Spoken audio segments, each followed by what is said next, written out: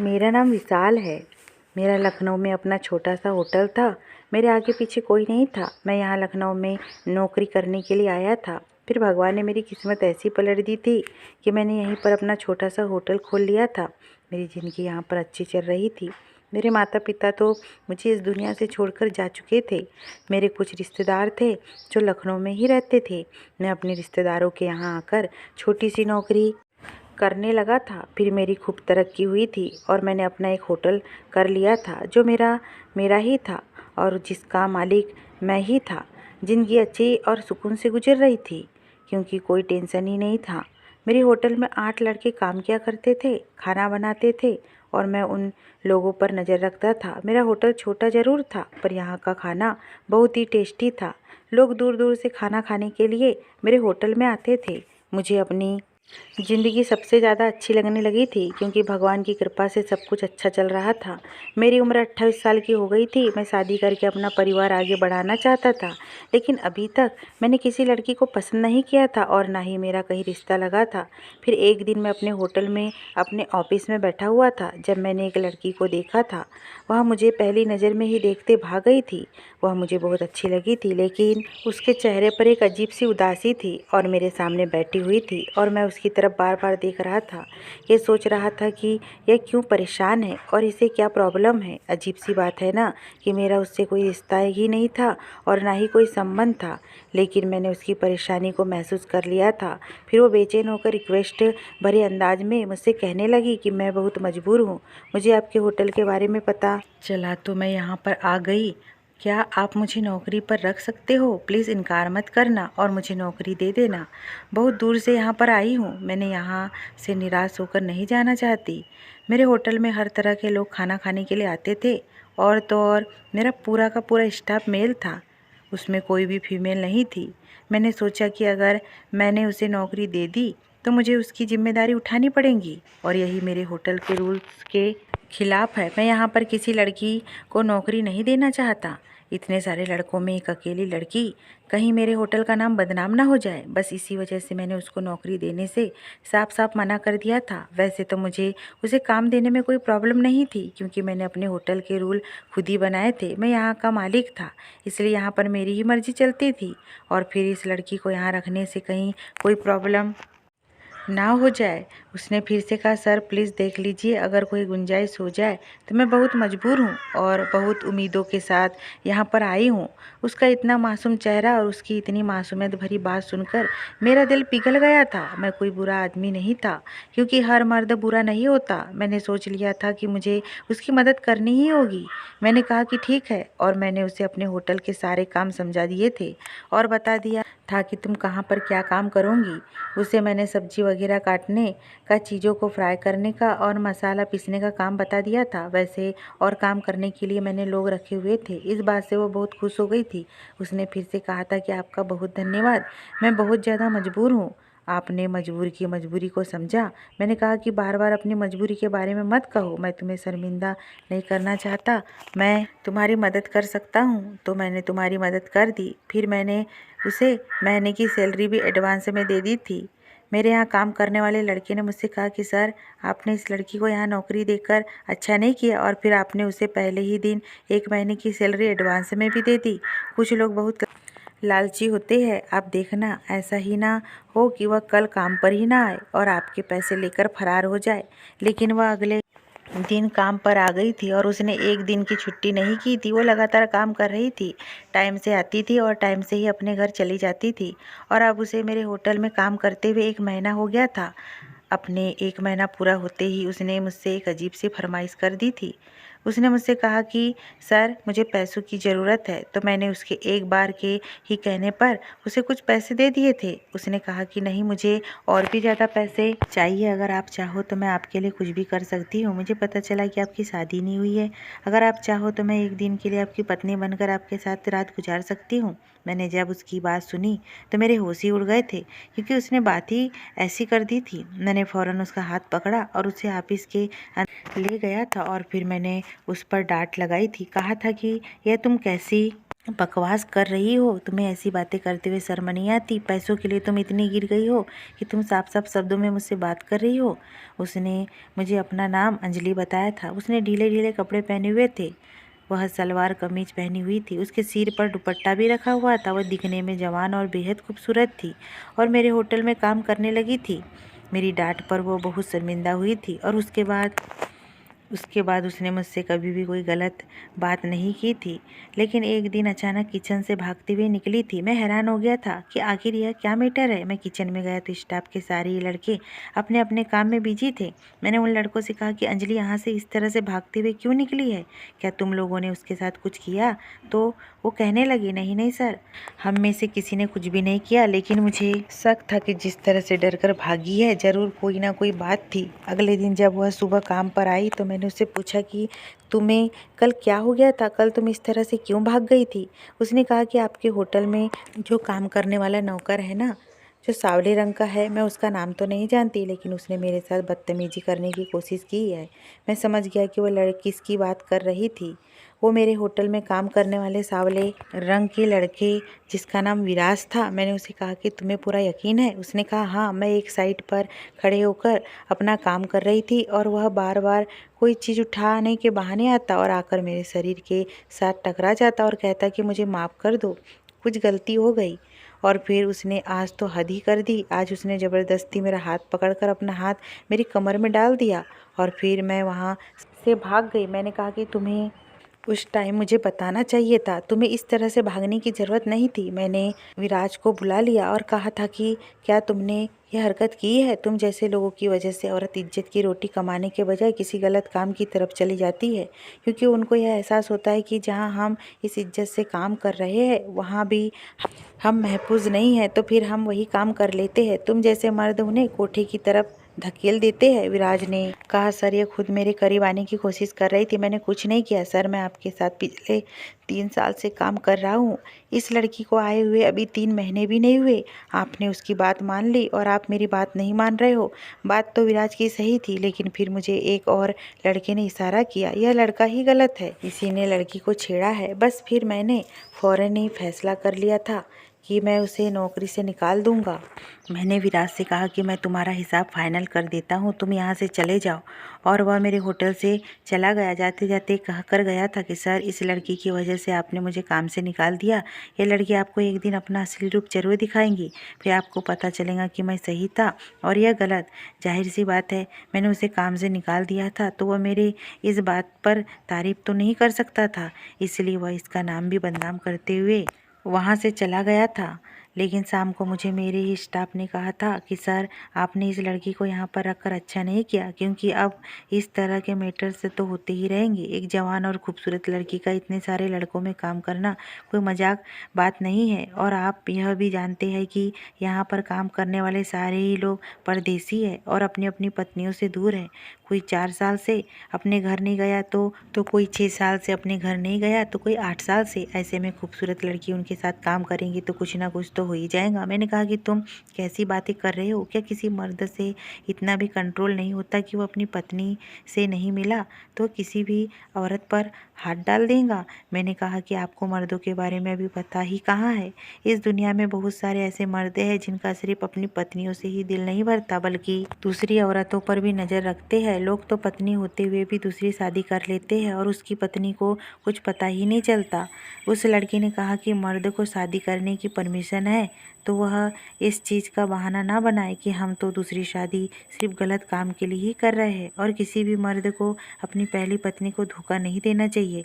अगर उसकी दूसरी शादी किसी मजबूरी की वजह से हो जाती है तो उसे सहारा देना कि उस औरत के साथ कोई गलत काम ना करे। मैंने उससे कहा कि अगर अभी मैं आपको काम पर रखा है तो उसकी हिफाजत भी मैं ही करूँगा। मेरे दिल में अगर आपके लिए मोहब्बत भरी फीलिंग्स है तो मैंने पुराने नौकर को भी नौकरी से निकाल दिया था। ये बात तो पक्की थी कि मेरे दिल में वो अपनी स्पेशल जगह बना चुकी थी, लेकिन उसके बारे में मुझे कुछ भी नहीं पता था कि वह शादीशुदा थी, उसके माता पिता भी थे या नहीं, उसकी कोई मजबूरी थी यहाँ पर काम करने की। आखिर वह यहाँ पर काम क्यों कर रही थी। मुझे उससे धीरे धीरे यह सब कुछ पूछना था, और अगर वह कुंवारी थी तो फिर मैं उससे शादी करना चाहता था और उसके साथ अपनी पूरी ज़िंदगी गुजारना चाहता था। यहाँ तक मेरा अंदाज़ा था कि मुझे नहीं पता था कि वह शादीशुदा थी, क्योंकि उसे देखकर कहीं से भी नहीं लगता था कि वह शादीशुदा है। वह कम उम्र की थी, उसकी उम्र लगभग 22 साल होगी। वह तो एक कमसिन सी जवान लड़की थी। जब होटल में रात को थोड़ा खाना बच जाता था तो वह खाना पैक करके अपने साथ ले जाया करती थी। एक दिन सुबह सुबह वो अपने घर से मेरे लिए कुछ बनाकर लाई थी। पता नहीं उसने किसी से पूछा था या उसने इस बात का आइडिया लगा लिया था। उसने भी क्या आइडिया लगाया था कि मुझे मीठी चीज़ें बहुत पसंद है। वो कहने लगी कि आपके लिए मैं कुछ बनाकर लाई हूँ, आप मेरी इतनी मदद करते हो, मैं बदले में आपके लिए कुछ भी नहीं कर सकती, तो सोचा कि आपके लिए कुछ मीठा ही बना लेती हूँ। मैंने कहा कि तुमने बहुत अच्छा किया। वो मेरे लिए अपने हाथ से खीर बनाकर लाई थी।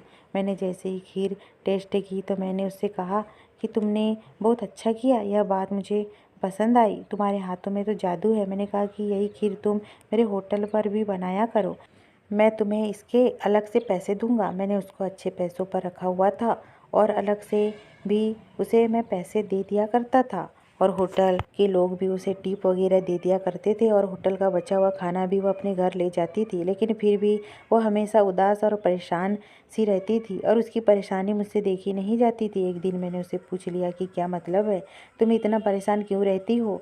तो उसने मुझे कुछ नहीं बताया। उसने कहा कि आप क्या करोगे मेरी कहानी सुनकर। अब इंसान बार बार तो नहीं पूछ सकता और रिक्वेस्ट भी नहीं कर सकता, तो सामने वाला सोचेगा कि पता नहीं है मेरी कहानी के बारे में क्यों जानना चाहता है। इसलिए मैंने उसे दोबारा कोई सवाल नहीं किया। एक दिन बहुत तेज़ बारिश हो रही थी। इतनी तेज़ बारिश हो रही थी कि कोई भी होटल की तरफ आने वाला नहीं था, और जगह जगह पानी भर गया था। बस गाड़ी में बैठकर कुछ कस्टमर आए थे, लेकिन फिर भी वह चले गए थे। अभी होटल को बंद होने में 1 घंटे का टाइम रह गया था। मैंने सबको छुट्टी दे दी थी। मैंने कहा कि आप सब अपने अपने घरों को चले जाओ। बहुत टाइम बाद बारिश हुई है, कुछ पता ही नहीं कि कहीं और ज़्यादा ना पड़ जाए। अब लोग धीरे धीरे अपना सामान उठाकर जाने लगे थे। वो लड़की भी जा रही थी। उसने दरवाजे से बाहर जाते हुए देखा, और मैं खुद होटल में ही बैठ गया था। मैंने सोचा कि आज थोड़ा हिसाब किताब कर लेता हूँ। 1 घंटे बाद मुझे भी घर जाना था, लेकिन यह देखकर मैं हैरान रह गया था कि वो वापस आ गई थी। मुझे लगा कि शायद वो अपना कोई सामान भूल गई होगी, लेकिन मेरे ऑफिस में आकर उसने दरवाज़ा बंद कर दिया। मैंने उससे कहा कि क्या बात है, जबकि मुझे थोड़ा आइडिया हो गया था कि वो क्या चाहती है। उसने कहा कि मुझे कुछ पैसों की सख्त ज़रूरत है। मैंने सुना है कि आपकी पत्नी नहीं है, आपकी शादी नहीं हुई। अभी मैंने कहा कि तुम्हें किसने बताया ये सब। तो कहने लगी लोग आपस में बातें कर रहे थे तो मैंने सुन लिया था। अगर आप कहोगे तो मैं वह काम कर सकती हूँ जो एक पत्नी एक आदमी के लिए करती है। मैं एक दिन के लिए आपकी पत्नी बन सकती हूँ। मुझे पता है कि आप मेरी इस बात से निराश हो जाऊंगी, लेकिन मैं बहुत मजबूर हूँ। मुझे पैसों की ज़रूरत है, इसलिए आप मुझे थोड़े से पैसे दे दो। इसके बदले में वह सब कुछ करने के लिए तैयार हूँ। मैंने उसे हैरान होकर देखा था, क्योंकि इससे पहले जब उसने यही बात कही थी तो मैं उसे बहुत डरता था। मैं जिस लड़की से शादी करना चाहता था वो मुझे इस तरह से ऑफ़र दे रही थी, वह भी रात के टाइम पर, जब इस होटल में सिवाय मेरे और उसके कोई भी नहीं था। जब कोई मर्द अपनी पसंद की लड़की के मुंह से इस तरह की बात सुनता है तो वह क्या सोचता है। जाहिर सी बात है वो यही सोचेगा कि लड़की तो ठीक नहीं है, लेकिन वह शक्ल से ही बहुत ज़्यादा मजबूर लग रही थी। आखिर उसकी ऐसी क्या मजबूरी थी। अब तो मेरा दिमाग घूम गया था। जब खुद ही फल मेरी गोद में गिरने को तैयार था तो मैं क्यों पीछे हटता। मैंने उसका हाथ पकड़ लिया और उसे होटल के रूम में ले गया था। मैंने कहा कि अच्छा तुम्हें पैसे चाहिए ना। उसने कहा कि हाँ, लेकिन उसकी आंखों में आंसू भी आ चुके थे। मैंने उससे कहा कि तुम्हें कितने पैसे चाहिए। 1 दिन के लिए। तुम मेरी पत्नी बनना चाहती हो। अगर मैं तुम्हें कुछ दिनों के लिए अपनी पत्नी बनाना चाहूँ तो चलेगा, लेकिन तुम्हें पैसे बहुत मिलेंगे। पहले तो उसने कहा कि हाँ, लेकिन मेरी माँ बीमार है, वह बहुत ज़्यादा बीमार है। उसने हाँ तो कह दिया था, लेकिन जैसे जैसे ही मैंने उसकी तरफ नज़र भर के देखने की कोशिश की तो वह फूट फूट कर रोने लगी थी और ज़मीन पर बैठ गई थी, और उसने अपनी आंखों पर हाथ रख लिया था और वह मुझसे माफ़ी मांगने लगी थी। वो कहने लगी कि मुझे जाने दो प्लीज़ सर, मुझे जाने दो, मैं यह काम नहीं कर सकती। वह एक पल को कमज़ोर पड़ गई थी, लेकिन नहीं नहीं, मैं ऐसा नहीं कर सकता। मैं भी पीछे हट गया था। दरअसल मेरा ऐसा करने का कोई इरादा नहीं था। मैं उसकी फीलिंग को ठेस नहीं पहुंचाना चाहता था और उसका कॉन्फिडेंस जाग गया था। मैंने कहा कि मुझे ये बताओ कि तुम्हारी आखिर ऐसी कौन सी मजबूरी है कि तुम ये सब करने को तैयार हो गई हो, और भगवान के लिए मुझसे झूठ मत बोलना। उसने कहा कि मैं अब आपसे कोई भी झूठ नहीं बोलूँगी। आप मेरे साथ चलो, मैं आपको दिखाती हूँ कि मैं किस हद तक मजबूर हूँ। मैंने अपनी गाड़ी निकाली और कहा कि ठीक है चलो मेरे साथ। हम दोनों गाड़ी में बैठ गए थे और अब वह मुझे रास्ता बताते जा रही थी और हम जा रहे थे। रास्ता बहुत दूर तक जा रहा था। हम लोग अब काफ़ी दूर आ गए थे। अब मुझे थोड़ा डर भी लग रहा था कि मैं एक होटल का मालिक हूँ और यह लड़की मेरे पास आती है और कहती है कि मुझे काम चाहिए। मेरे पास महंगे महंगे मोबाइल भी थे। वो सब कुछ अगर इसने मुझसे छीन लिया तो क्या होगा, किसी को कुछ पता भी नहीं चलता। आज तो बारिश का दिन था। इतने दिन तक उसने ऐसी कोई हरकत ना की थी, लेकिन उसे आज यही सब कुछ क्यों याद आ रहा था? क्योंकि बारिश में तो कोई भी बाहर नहीं निकलता। मेरे दिमाग में हज़ार तरह की बातें आ रही थी। तभी अचानक से उसने कहा कि वह सामने गली में पहले घर के सामने गाड़ी रोक दे। यह घर मुझे बहुत छोटा सा लग रहा था। ऐसा लगता था घर की दीवारें तो पक्की है, लेकिन शायद ऊपर से छत कच्ची बनी हुई है। वह भी गाड़ी से उतर गई थी और हम लोग घर के अंदर चले गए थे। घर की हालत देखकर आइडिया हो रहा था यहाँ पर गरीबी राज करती थी। इस घर में कुछ भी नहीं था। सामने ही किसी बच्चे के टूटे फूटे खिलौने पड़े हुए थे। मैं समझ गया था कि यह लड़की शादीशुदा है और इसके तो बच्चे भी है, लेकिन इतने दिनों से वह काम पर आती रही और वह अपने बच्चों को अपने साथ नहीं लाती थी। इसका मतलब यह अपने बच्चों वो घर पर ही छोड़कर जाती थी। बच्चे की चीज़ें तो पड़ी हुई थी, मगर बच्चा कहीं पे नज़र नहीं आ रहा था। यहाँ पर एक बच्चे की पुरानी सी वॉकर थी और कुछ खिलौने थे, उन पर बहुत सारी धूल जमी हुई थी। लेकिन शायद बच्चा कमरे में था। वह मुझे कमरे में ले गई, लेकिन सामने का नज़ारा देखकर तो मेरे पैरों तले से ज़मीन निकल गई थी, क्योंकि उस कमरे के अंदर बिस्तर पर एक आदमी पड़ा हुआ था जिसका आधा शरीर लाचार हो चुका था, लेकिन वह जाग रहा था और कुछ अजीब अजीब से इशारे करते हुए उस लड़की से पूछने लगा कि यह कौन है। उस लड़की का नाम अंजलि था। अंजलि ने भी इशारे से बताया, यह मेरे सर है जहाँ पर मैं काम करती हूँ, यह वहाँ का मालिक है। फिर उसने उस आदमी पर ब्लैंकेट डाल दिया था और उसे पानी पिलाने लग गई थी। उसके बाद उसने दवाई खिलाई थी। फिर उसने मुझसे कहा कि सर आइए ना, बाहर आकर बैठ जाओ। मैं कमरे से बाहर आ गया था। यहाँ पर एक कमरा और था और बाहर सिर्फ एक छोटा सा आंगन बना हुआ था। मैं आंगन में कुर्सी पर बैठ गया था और ये सोचने लग गया था कि घर में बच्चे के खिलौने तो पड़े हुए, लेकिन बच्चा मुझे कहीं पर नज़र नहीं आया। फिर अंजलि बाहर आ गई थी और एक छोटे से स्टूल पर मेरे सामने आकर बैठ गई थी। उसने कहा कि आपको मेरा घर कैसा लगा? मैंने उससे कहा कि तुम्हारा यह घर बहुत अच्छा है। फिर उसने मुझे बताया कि अंदर जो आदमी लेटा हुआ है ना, वो मेरा पति है। सुनकर तो मेरे हाथ में जो पानी का गिलास था वो हाथ से छूटकर गिर गया और चकनाचूर हो गया था। क्योंकि मैं तो उसे अपनी पत्नी बनाना चाहता था और यह पहले से ही शादीशुदा निकली थी। उसने कहा कि क्या हुआ सर, आप ठीक तो है ना? मैंने कहा कि हाँ ठीक हूँ। फिर उसने कहा कि मेरा पति बीमार है और मैं उसी के इलाज के लिए पैसे जमा करती हूँ। मैंने कहा कि हाँ यह तो मैंने देख लिया, तुम सच में बहुत मजबूर हो। क्या हुआ था तुम्हारे पति को जो उनकी हालत ऐसी हो गई? पर अंजलि ने कहा कि मुझे नहीं पता तुम्हारे पति के साथ आखिर हुआ क्या है। उसने कहा कि जब मेरी उससे शादी हुई थी, आखिर किसने तुम्हारी शादी इससे करवाई थी? तुम्हारी शादी कैसे इंसान के साथ करवा दी गई जिसे पैरालाइज है? आखिर किसने तुम्हारी शादी इसके साथ करवाई थी और तुम्हारी शादी को कितने साल हो गए हैं? पहले सिर्फ उसके हाथ पैरालाइज हुए थे, उसके साथ साथ उसके पैर भी हो गए। अंजलि ने बताया कि मेरी शादी को 5 हो गए थे और यह मुझे मारपीट भी किया करता था। भगवान ने हमें औलाद दी थी और मेरी ज़िंदगी बहुत बुरी गुजरी थी, क्योंकि मेरी बेटी सिर्फ 1.5 साल की थी और उसे निमोनिया हो गया था ज़्यादा बीमार हो जाने की वजह से, और वो बुखार से तड़प रही थी। और फिर भगवान ने उसे अपने पास बुला लिया, इसलिए क्योंकि उसका यहाँ पर ख्याल रखने के लिए कोई भी नहीं था। मैं तो लोगों के घरों में काम करने जाती थी। मैंने कहा कि तुम्हारी शादी ऐसे इंसान से आखिर क्यों करवाई थी? तो उसने कहा कि मेरे माता पिता ने मुझे इसके हाथों बेच दिया था, क्योंकि मेरे माता पिता बहुत ही लालची लोग थे। यह मुझसे उम्र में बहुत बड़ा है और इसने मेरी खूबसूरती देखते हुए मुझे मेरे माता पिता से खरीद लिया था। मैं तो जिस दिन से पैदा हुई हूँ अत्याचार बर्दाश्त करते आ रही हूँ। अभी भी मुझ पर हाथ उठाता है। मैंने कहा कि यह अभी भी तुम पर हाथ कैसे उठा सकता है? यह तो बीमार है। उसने कहा कि अब इसका पैरालाइज बढ़ गया है और अब इसकी टांग पर भी इसका असर हो गया है। इसी कारणों से इसे ठीक से सुनाई नहीं देता है, यह बोल भी नहीं पा रहा है, लेकिन हाथ इसका अभी भी चलता है। उसने डंडा अपने पास रखा हुआ है जो उसके बेड के पास ही रखा रहता है और उसे अपने हाथ की उंगलियों में पकड़कर जब वह गुस्से में होता है तो इशारे से मुझे बुलाता है। मैं उसके सामने बैठ जाती हूँ और मुझे मारना पीटना शुरू कर देता है। तभी तो मैं ढीले ढीले कपड़े पहनती हूँ ताकि मेरे शरीर पर जख्म के निशान है वो किसी और को ना दिख जाए। अगर कोई मेरे जख्म गिनने बैठ गया तो उसे सुबह हो जाएंगी। यह आदमी मुझ पर बहुत अत्याचार करता है। उसकी ये बातें सुनकर तो मेरी आंखों में आंसू आ गए थे। मैंने कहा कि तुम इस घटिया इंसान का इतना ख्याल रखती हो, तुम्हें इसे छोड़ क्यों नहीं देती हो? तुम उसके लिए पैसा भी कमाती हो और इस आदमी के लिए तुम मेरे सामने भी रात गुजारने के लिए तैयार हो गई। अरे तुम इसको मार क्यों नहीं देती हो? जो औरत को कुछ नहीं समझता, और वह भी एक ऐसी औरत को जो घटिया मर्द के लिए इतनी मेहनत से पैसा कमाती है और उसका ख्याल रखती है। मुझे तो बहुत ही गुस्सा आ रहा था। शायद मैं खुद भी कभी ऐसा नहीं करता, लेकिन उस समय मैं इस तरह की एडवाइस देने लगा था। उसने कहा कि मैं क्या करूं, यह जैसा भी है मेरा पति है और मैं सुहागन हूँ और इसके मरते ही मेरा सुहाग उजड़ जाएगा। जब तक इसकी सांसें चल रही है मैं इसकी पत्नी हूँ।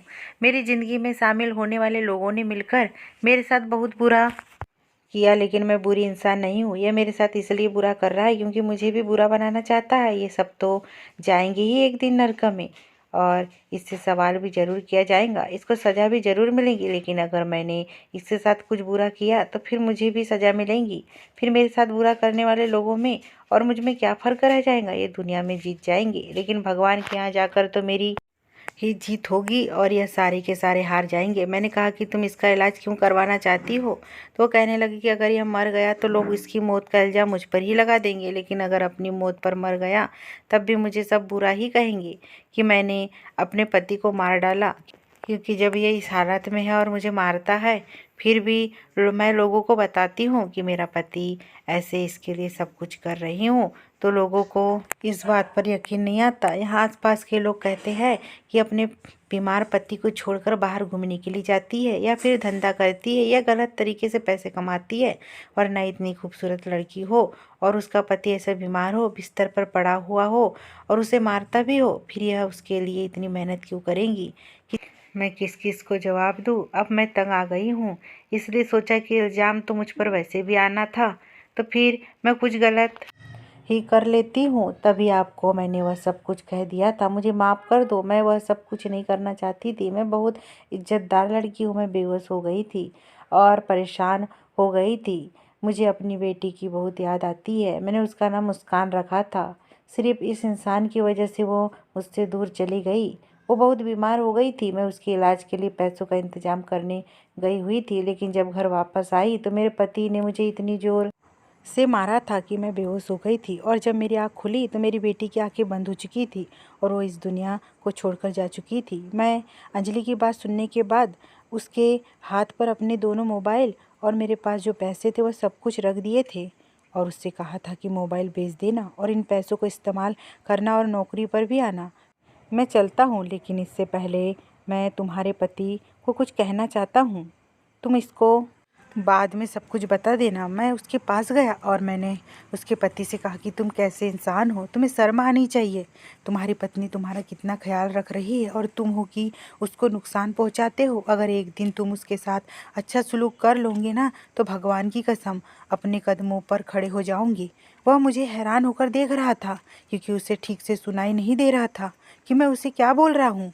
मैं वहाँ से निकल आया था, मेरी आंखों में आंसू आ गए थे। अब मुझे समझ आया था कि उसने अपनी बेटी का सामान वहाँ पर रखा हुआ था क्योंकि उसे अपनी बेटी की बहुत याद आती थी और हर चीज़ पर जितनी धूल मिट्टी पड़ी हुई थी उसका मतलब यही था कि जिसका सामान है वो बेचारी तो इस दुनिया में नहीं थी।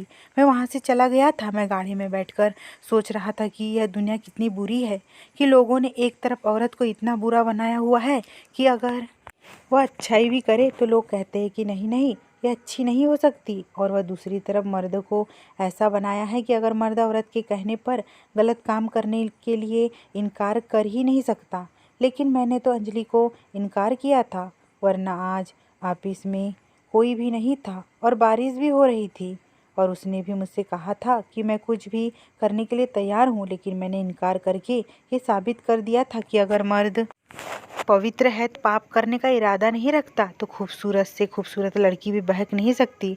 और वह भी इस पाप से बच गई थी। अंजलि काम पर आती थी तो मैं उससे कोई बात नहीं करता था, वह भी अपने काम में बिजी रहती थी, क्योंकि मुझे सच में उससे बहुत हमदर्दी हो गई थी और मोहब्बत भी थी अभी भी। लेकिन मैंने उसे अपने दिल में कहीं छुपा लिया था। मुझे नहीं लगता था कि वह कभी भी मुझसे शादी करेंगी, क्योंकि वह अपने पति को नहीं छोड़ सकती थी। अगर वो अपने पति को छोड़ने वाली होती तो अभी तक छोड़ चुकी होती। मैंने अंजलि को अपने दिल के किसी कोने में छुपा कर रख लिया था, जहाँ पर वो हमेशा के लिए सेफ रहने वाली थी। लेकिन मैं उसे कुछ जाहिर नहीं करना चाहता था कि मैं उससे प्यार करता हूँ, क्योंकि मैं जानता था कि वो मेरी कभी नहीं हो पाएंगी। दिन इसी तरह से गुजरते जा रहे थे। मैंने उसे यह भी नहीं पूछा था कि तुम्हारे पति का बिहेवियर अब तुम्हारे साथ बेहतर हुआ है या नहीं। क्या वो अभी भी तुम्हें मारता पीटता रहता है और तुम खामोशी से मार खाती रहती हो। लेकिन एक दिन मैं उसे देखकर हैरान रह गया था। आज वो बहुत ज़्यादा खुश लग रही थी और बहुत खूबसूरत लग रही थी। वो मेरे ऑफिस में आई और कहने लगी, सर मेरे पास आपके लिए कुछ है। मुझे लगा कि शायद फिर से वो मेरे लिए कुछ खाने को बनाकर लाई होगी, लेकिन इतने दिनों तक वह भी मुझसे दूर दूर रह रही थी और मुझे इग्नोर कर रही थी। फिर अचानक से उसे मेरा ख्याल कैसे आ गया। मैं उसके साथ इस तरह से पेश आ रहा था जैसे सब कुछ नॉर्मल है और मेरे अंदर कुछ नहीं चल रहा। मैंने कहा कि हाँ बताओ, क्या लाई हो तुम। उसने मेरे सामने दोनों मोबाइल मेरे टेबल के ऊपर रख दिए थे। मैंने उसे कहा कि तुमने अभी तक इनको बेचकर इस्तेमाल नहीं किया। तो वह कहने लगी कि नहीं, मुझे इनको बेचने की ज़रूरत ही नहीं पड़ी थी। दरअसल मेरा पति इस दुनिया से चला गया। मैं उसकी बात पर चौंक गया था। मैंने कहा कि यह सब कैसे हुआ। उसने कहा कि उस दिन के 2 हफ्ते बाद ही रात को अचानक उसकी तबीयत बहुत बिगड़ गई थी। उसके बाद लोगों ने मुझे बहुत बुरी बुरी बातें सुनाई थी, लेकिन मैंने उसकी बातें सुन ली थी, क्योंकि मुझे पता था कि अब यह लोगों की आखिरी बातें हैं। आगे मुझे कोई भी कुछ नहीं कहेगा। अब मैं घर में बिल्कुल अकेली रहती हूँ। मैंने कहा कि इतना सब कुछ हो गया और तुमने मुझे बताया क्यों नहीं। उसने कहा कि मैंने आपको इसलिए नहीं बताया कि आपने पहले ही मेरे लिए बहुत कुछ किया था, और आज मैं आपको इसलिए सब कुछ बता रही हूँ क्योंकि बहुत जल्दी मेरी शादी होने जा रही है, और वह भी बहुत अच्छे इंसान के साथ। यह सुनकर तो मेरे होश उड़ गए थे। मैं हैरान रह गया था कि वो अपने पति के मरते ही इतनी जल्दी शादी कर रही है। अगर उसका पति दुनिया से चला गया तो वह मुझसे शादी क्यों नहीं कर लेती। मुझे बताती तो मैं उससे कहता कि मैं तुमसे शादी करना चाहता हूँ। लेकिन मुझे बहुत अफसोस हुआ था। उसने मुझे आखिरी वक्त पर बताया था कि अगले महीने की 2 तारीख को मेरी शादी है, आपको ज़रूर आना है। मैं बहुत परेशान था। अगले महीने की 2 तारीख 10 दिन बाद ही आनी थी। उस दिन मैंने होटल के सारे लोगों को छुट्टी दे दी थी और मैं अपने ऑफिस में बैठा हुआ था। मुझे पता था कि आज वह फिर किसी और की हो जाएंगी। अब मुझे इस बात पर बहुत गुस्सा आ रहा था कि मैंने यह मौका भी अपने हाथ से जाने दिया। वैसे भी उसके पति को किसी न किसी दिन तो मरना ही था। उससे बात कर लेता तो वह मुझसे शादी करने से भी इनकार नहीं करती, लेकिन वह इतनी खूबसूरत थी कि उसे कोई भी आसानी से अच्छा लड़का मिल गया होगा। उसे तो कोई भी मिल सकता था।